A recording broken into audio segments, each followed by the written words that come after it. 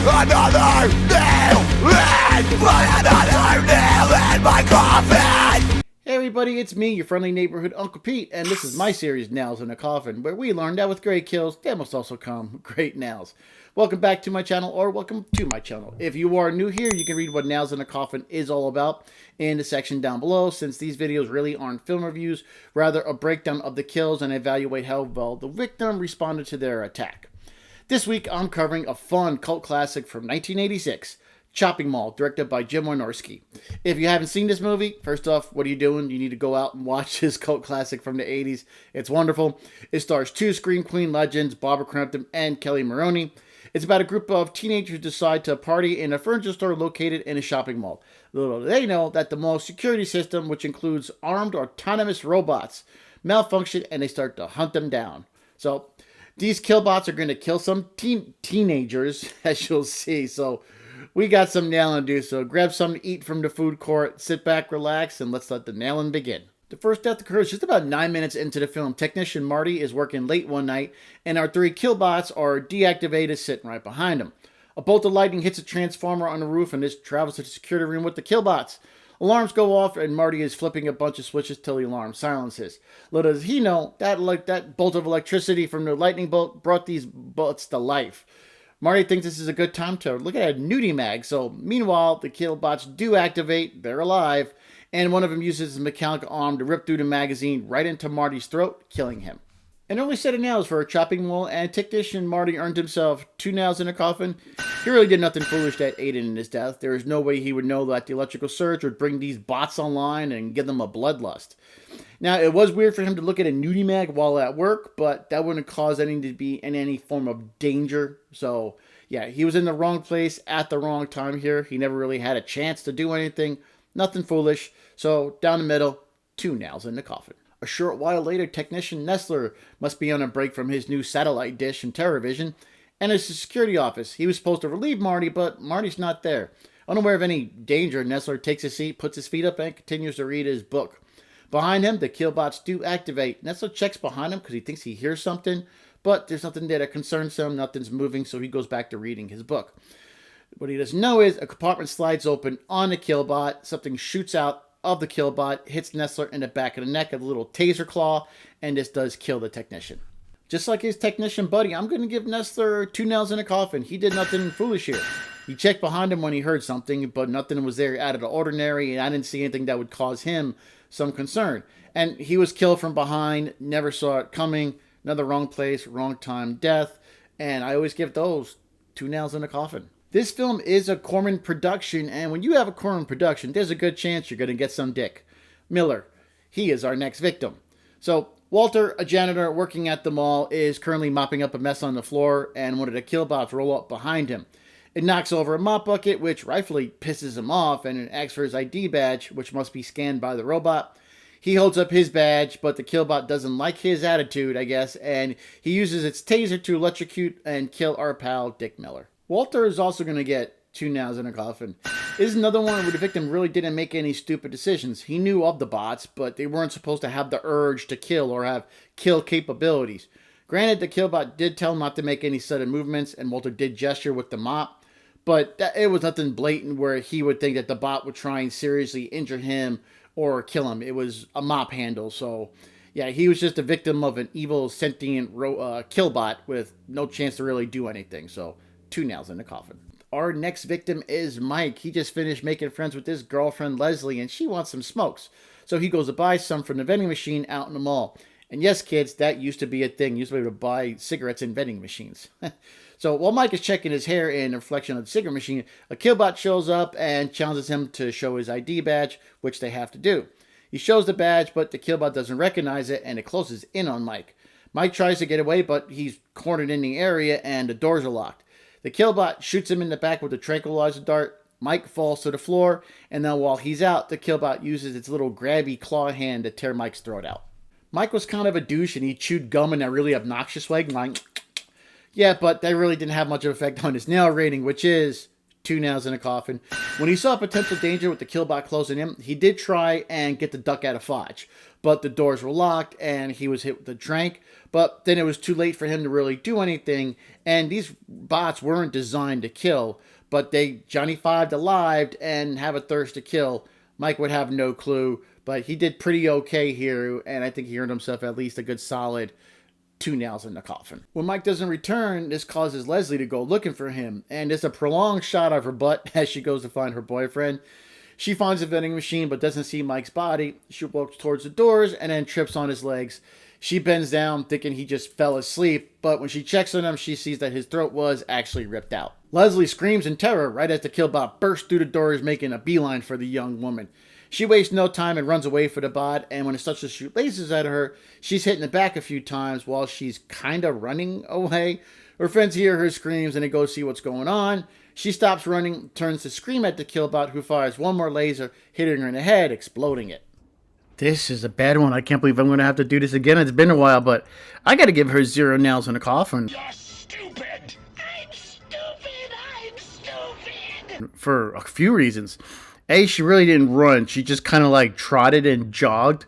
She looked like she was in shape, so it looked like she could have sprinted, without getting out of breath or stuff, but she kind of just like kind of trotted and jogged, and for no reason whatsoever could I see that she stopped, turned around and screamed when she could have kept running, unless it was just to show her friends her head get blown off. Turning and stopping and screaming was the dumbest and the most wrong thing she possibly could have done. It's been a while since I've done this, but yeah, I'm going to have to give her 0 nails in a coffin. Now these teenagers see that there are killer robots after them, and there are 2 of them now, and they're about to blast away to the furniture store where they were having their party. The killbots are shooting up the furniture to store with their lasers, but there are no casualties at this time. I mean, it's a pretty cool scene with everybody jumping out of the way before the laser strikes. But they get to the back of the store, lock themselves in a storage room, and then the killbots lock them all down with steel shutters, cutting them off from the outside world. The group looks up and says, hey, we can use the ventilation shafts overhead. Now, it's always convenient in horror movies how ventilation ducts are always big enough to fit full-size humans and hold the weight of said humans. So the women are boosted up into the ventilation ducts. Meanwhile, the killbots are using plastic explosives to knock the metal doors down. All 3 women get up into the ventilation ducts, but before the guys can get up there, the killbots blast the door down. These mall security robots are more dangerous than the ones in Short Circuit, and those were designed for the military, before Johnny became alive. The guys did find another way out since they were able to escape through the back of the storage room. Our 3 young women crawl through the ventilation looking for a way out. And again, I'll never understand how there's so much room in these things. Our remaining guys find a sporting goods store in the mall, which is convenient, and they arm up with weapons to destroy these killbots. Side note, a few weeks ago, I created the Nails in a Coffin Dumbass Award for when someone does something really stupid in the movie, but they didn't die. The second one I'm giving out is going to be awarded to Ferdy. Why the hell would you take a revolver with 6 shots? Get the propane tank, but you picked up a revolver with only 6 bullets. That's a dumbass thing for sure. There were semi-automatic rifles, shotguns, handguns and mags that could hold up to 15 rounds. All that in the sporting goods store. And this dumbass chooses a revolver. Even if he took extra rounds, it's still too slow to reload when you're trying to kill these things. Why he only took that, I don't know. But I'm going to give this more on Ferdy, the second ever Dumbass Award. Dumbass! After the guys are armed up, they fire some rounds into the ceiling to get the attention of these killer robots. One of them rolls up to the 3 guys and they open fire on the killer robot. They slow it down and Ferdy tosses the propane tank at the bot, lands right in front of it. Rick fires his rifle at the tank, hitting it, causing it to explode, temporarily disabling the killbot. No disassemble! Susie, Linda, and Allison are in a hardware store now. That's where they got there from the ventilation shafts, stuffing rags and cans of gasoline that they can use against these killer bots. They leave the hardware store, and one of them was hiding, rolls out, and goes for the women. They run, taking cover behind some large potted plants as the killbot approaches. Allison lights one of the cans, throws it at the killbot. It catches on fire, but it really doesn't even slow the killer robot down. The 3 women run away as the killbots is shooting lasers at them. Susie gets hit in the back of the leg from one of the lasers, and she falls to the floor. Everyone else just looks in horror. The killbot takes its aim, fires the laser at the gas can that Susie is still holding. It explodes, and she is burnt to death. This was an easy one for me to rate. Susie only gets 1 nail in the coffin. After she was shot in the leg, she didn't even try and get up. Even if the killbot blew her leg off from under her knee, she could at least try to get up and hop away. But the injury she took didn't look that much worse than a bullet wound. But she didn't do anything other than flail around on the floor and scream. Plus, she never let go of the flammable can of gas in her hand, with the killbot shooting lasers in the vicinity of said gas can. I love Barbara Crampton. She is a treasure. But Susie was dumb, and Susie's only going to get one nail in the coffin. The group's chased to the second floor now of the mall. Greg and Rick set up a trap as one of the killbots rolls into the elevator to get up to the second floor. Rick is on top of the elevator. He sets up some propane tanks. He jumps off right as the others start firing on a tank. They hit it. The elevator explodes, destroying the killer robot. No disassemble! Their plan is to get to the computer room and shut the killbots down that way. Greg is running ahead of everybody, not waiting for them going ahead. They're all telling him to stop right as he gets to the top floor. He turns to tell him the coast is clear, but he doesn't see the killbot right behind him that grabs his arm and tosses him over the railing, and Greg falls all the way to his death. Greg earned himself, I think you know it, one nail in the coffin. First off, he ran ahead and separated himself from the group. Once he got to the top of the escalator, he turned and said, "The coast is clear." But the killbot was right behind him. How did he not see it? Did he even look? Did he even look when he got to the top of the landing and scanned before you say the coast is clear? How you didn't see that killer robot, or where it was hiding, or what? I don't know. All of those are reasons enough for me to call him stupid and award him only one nail in the coffin. The group set up a trap using some mirrors so when a gate raises, the killbot's laser would get targeted back. It works. The laser hits the robot back and starts spinning around, going all haywire, disabling it. It's spinning around, lasers firing in all directions. Linda stops running for cover, looking back for Rick, which causes her to get shot in the chest with a wild laser, and she is killed. I'm giving Linda one nail in the coffin. She should have taken cover like Ferdy and Allison did. Rick was on the other side of the robot.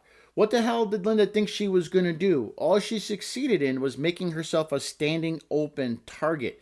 If that's not stupid, I don't know what is. She wasn't going to be able to help Rick. You got a robot spinning around, shooting lasers with electricity, and you're calling for your boyfriend. You should be taking cover. You're not going to be able to do anything. So these types of kills are what my channel is all about.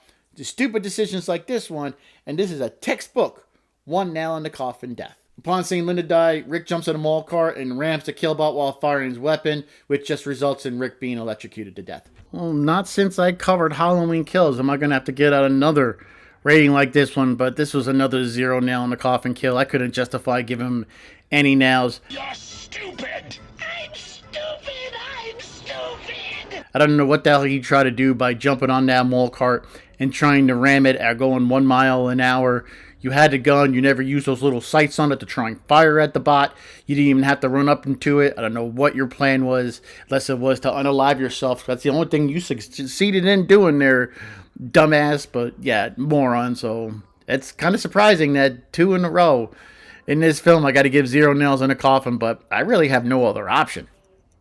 The movie wraps up with Allison trapping the last remaining killbot in the hardware store. She opens multiple cans of paint, primer, and thinner, pours it all over the floor. The last remaining robot can't get any traction on the floor due to all this slippery liquid. She lights a flare she saved, tells the killbot, "Have a nice day!" Throws it at the machine, lands in front of the treads, and for reasons this causes an explosion, resulting in the destruction of the final killer robot. No disassemble! Here we go, ladies and gentlemen. Those are all my nails in a coffin for 1986's Chopping Mall, directed by Jim Wynorski. Here's a summary of all the nails I've awarded. And the overall average is 1.22 nails, which is definitely on the lower side from all the films I've covered. And yeah, those 2 0 nails in a coffin really hurt the average. They were doing pretty well for number 2 nails, but yeah, those 2 0 nails really hurt it, but I couldn't give them anything else. Let me know what you guys think. I like this movie a lot. It's a fun killer robot movie from the 80s. It's got some great cameos in it as well. You get Paul Bartel and Mary Warnoff from Eating Raoul. And of course, you can't forget Dick. Thanks for watching. Please like, comment, share, and subscribe. It'll really help me out keeping motivated and putting out this content for you, which I do enjoy doing. I have no idea what I'm covering next, so we'll see when we get there. Until then, take care of yourselves, take care of each other, be good to yourselves, and be good to each other. I am your friendly neighborhood Uncle Pete. Remember, with great kills, there must also come great nails.